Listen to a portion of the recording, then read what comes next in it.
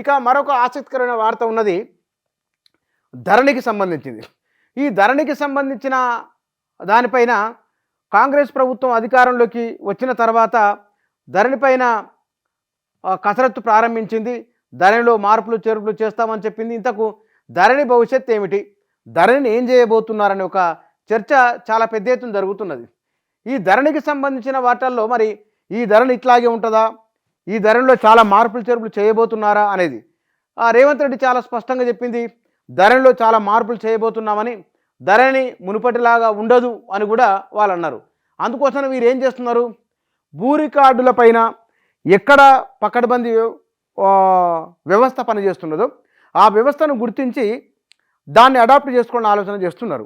అట్లనే మధ్యప్రదేశ్లో భూ రికార్డుల నిర్వహణ బాగా ఉన్నదని తెలిసి ఒక బృందం అక్కడికి మధ్యప్రదేశ్కి వెళ్తూ ఉన్నది.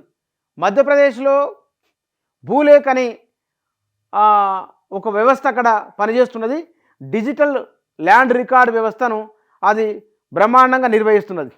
ఈ నిర్వహిస్తున్న దాన్ని ఒకసారి అధ్యయనం చేసి వస్తే కనుక దాంట్లో ఏమన్నా అడాప్ట్ చేసుకోవాల్సిన ఏమన్నా ఉన్నాయా లేదా అనే విషయాలను కూడా అధ్యయనం చేయడానికి వెళ్తూ ఉన్నారు.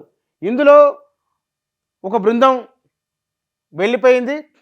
వాళ్ళు అక్కడ భూ రికార్డులను ఏం చేస్తున్నారు, మన ధరణిలో ఉన్న లోటుపాట్లు ఏమున్నాయి, దీన్నే ధరణిలో ఏమైనా మార్పులు చేర్పులు చేసుకోవచ్చా, చేసుకుంటే ఎట్లా చేసుకోవచ్చు ఇత్యాది విషయాలను అధ్యయనం చేసి ప్రభుత్వానికి వాళ్ళు ఒక రిపోర్ట్ ఇస్తారు. ఇప్పుడు ఉన్న వాటిల్లో ఇప్పటికే మన దగ్గర చాలా పెండింగ్లు, లక్షల సంఖ్యలో దరఖాస్తులు పెండింగ్లు ఉన్నాయి.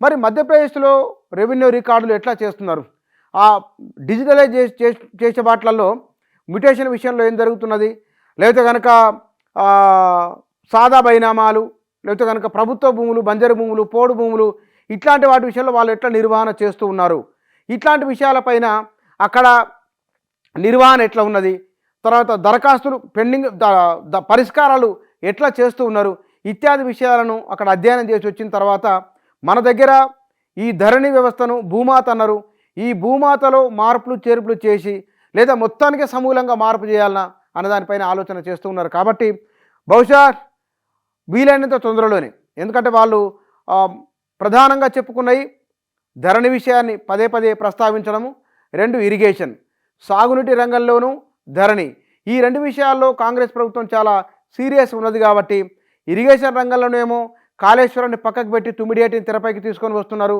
ధరణి విషయంలో ధరణి పక్కకు పెట్టేసి భూమాతను, ఈ భూమాతలో ఏమేమి ఉండాలన్న దానిపైన అధ్యయనం చేస్తున్నారు.